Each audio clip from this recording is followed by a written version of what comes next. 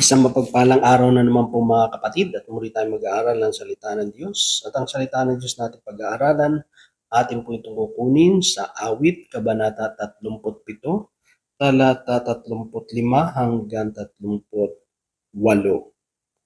Ang sabi po dito, ako'y may nakitang taong walang habas. Gusto'y ang sarili kilanling mataas. Kahoy sa Libano ang nakakatulad. Lumipas ang araw, ang aking napuna, nang ako'y magdaan, ang tao'y wala na. Hinahanap-hanap ko'y di ko na makita. Ang taong matuwid ay inyong pagmasdan. Mapayapang tao, patuloy ang angkan. Ngunit wawasaking lubos ang masama, lahi lilipulin sa balat ng lupa.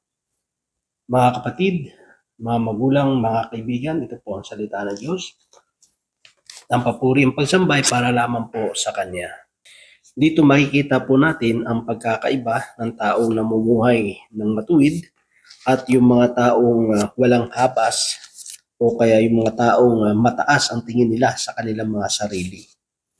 Kaya dito sinabi niya, isang tao siyang nakita na walang habas, na kung saan ang tiningin niya sa kanyang sarili ay kilalaning siyang mataas. Ito yung mga taong palalo, ito yung mga taong masyadong bilib sa sarili, ito yung mga taong pakitang tao, puno ng kayabangan, kahit wala namang ipagyayabang. Dinadaan na lang ang buhay sa yabang. Diba? So dito may kita natin, sabi niya, tapos sabi doon, lumipas yung mga araw na napansin niya, napuna niya, na sa bawat pagdaan niya doon sa lugar na yun, hindi niya na makita yung taong yun. No? Kahit anong hanap niya, hindi niya mahanap-hanap. No? Siguro nagtatago na.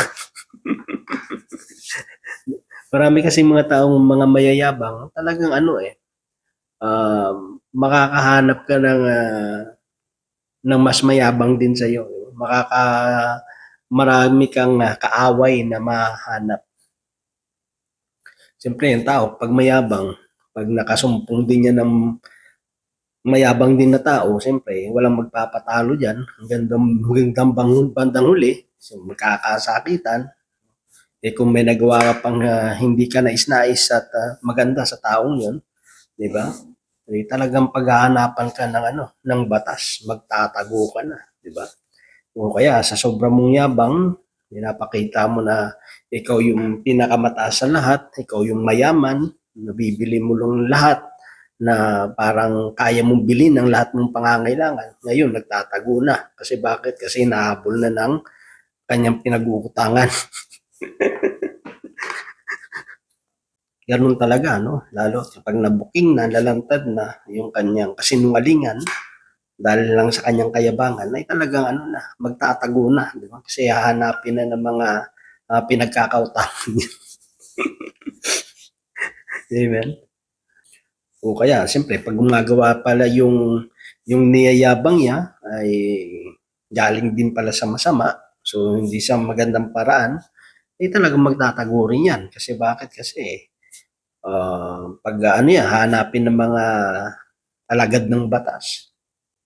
At siyempre, kapag puno tayo ng yabang, puno tayo ng pretension. No? Masyado tayo nagpre-pretend kasi ayaw nga nating masapawan. Ang gusto natin ay palagi tayo yung bida. Kasi ang gusto lang talaga natin magmalaki. Kahit wala naman tayong pagmamalaki. Kaya ngayon na napansin niya, sabi niya yung taong ang tingin niya sa sarili niya ay mataas, ay ngayon, hindi niya na makagilap, no? Kahit anong hanap niya, hindi niya na makita. Yung siyempre, mas mahirap naman talagang hanapin yung mga taong nagtatago.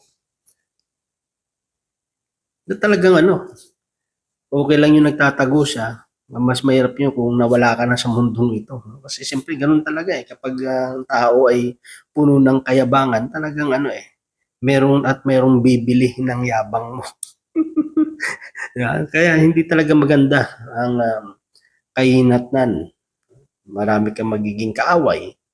Siyempre, Kahit kasalanan mo na, tatayuan mo pa rin na ikaw yung tama.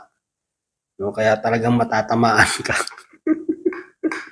No, di ba gano'n eh, kasi hindi ang taong mayabang hindi marunong magpakumbaba hindi yan marunong umamin ng kanyang pagkakasala o kaya pagkukulang. Dadaanin niya ang lahat sa kanyang yabang. Kaya nga sabi, walang habas eh.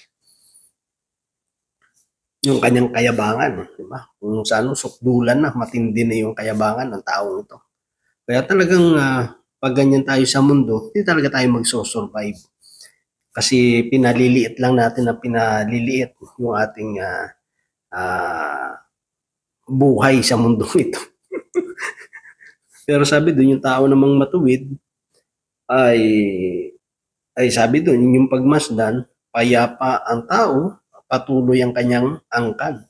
Siyempre, pag ikaw ay namumuhay ng matuwid, payapa talaga buhay mo. Kasi bakit payapa ang buhay mo? Kasi hindi ka nag-iisip ng masama sa kapwa mo eh. Dahil mabuti yung iyong pakikitungo sa kapwa mo, mabuti rin yung natatanggap mo. Kaya wala kang takot, wala kang pangamba na baka merong gumawa sa iyo ng masama sa likod mo. Kasi mabuti ka eh. Sa mga tao, yung pakikitungo mo, pakikisama mo sa kapwa mo tao. So payapa ka. Hindi pa rin ng taong puro lang yabang, gumagawa naman ng masama, hindi ka talaga mapapayapa. 'Di ba? May ibang tao lang na mapadpad sa lugar mo, nawawala yung kapayapaan mo, no? Kasi akala mo mga informer. Diba? Akala mo yung mga intelligence, diba? Na tinatrack daw kung nasaan ka. Kasi alam mo sa sarili mo pag may mali kang ginawa, di ba? Makakita ka lang ng mga mobile ng pulis. O kaya mga uniform personnel, talagang kinakabahan ka eh. Kasi bakit? Kasi alam mo eh, may masama kang nagawa. O kaya kung may dinadala kang bagay na illegal no, sa possession mo, wala kang kapanatagan, wala kang kapayapaan. Pero kung tayo ay namumuhay ng matuwid, namumuhay sa kalooban ng Diyos, payapa yung buhay natin, lalo kapag ibinibigay natin yun sa Panginoon. Kasi kapag ibinigay natin sa Panginoon lahat ng bagay, napapayapa talaga yung buhay po natin. At ang sabi doon, yung angkan mo, dumarami. Diba? Payapa, tao, patuloy ang kanyang angkan. Yung patuloy yung angkan mo, hindi mawawala eh. Hindi katulad ng taong tong masama, bigla na lang nawala. Di ba? Hindi mo na alam kung nasaan na. So paano pala hahaba yung kanyang angkan, magpapatuloy yung angkan niya. Pero yung taong matuwid, nagpapatuloy yung angkan niya. Kasi bakit? Kasi nga, namumuhay ng ayon sa kalooban ng Panginoon. Talagang haba buhay mo kasi payapa ka eh. Wala kang stress, wala kang pangamba. Kasi yun lang naman minsan yung ang nagpapaiksi ng buhay ng tao. Kaya nga kahit sa Mateo, diba, chapter 6, sino ba yung makakapagpahaba ng buhay niya o makakadagdag no, ng kanyang edad kahit sa isang oras lang na puno ng pagkabalisa. So, doon pa lang may na yun may talagang malaking epekto na yun sa buhay ng tao. Kaya nga ayaw ng Diyos na ang tao ay namumblema, ng tao ay puno ng balisa sa buhay kasi nga hindi mo mapapahaba buhay mo. Kaya yung taong matuwid, dahil panatag yung isip niya, payapa siya, humaba yung buhay niya. Kasi hindi siya nai-stress. Sabi din, ngunit wawasakin lubos ang masama, lahi lilipunin sa balat ng lupa. Kaya may kita natin, yung talaga yung pinakamalaki talagang advantage no? Sa atin bilang mga naglilingkod sa Panginoon, bilang may takot sa Diyos, tayo na nagsusumikap na makasunod sa kalooban ng Panginoon, nagsusumikap na mamuhay ng matuwid sa harapan ng Diyos, ay talagang meron naman pangako ang Panginoon. Hindi lang sa buhay natin ito, kundi pati pa dun sa ating mga sumusunod sa ating mga lahi, sa ating angkan, pinagpapala ng Diyos. At alam natin tayo iniingatan niya. So yun lamang mga kapatid, at nawa ang Diyos patuloy magpala sa bawat isa sa atin. God bless po sa ating lahat.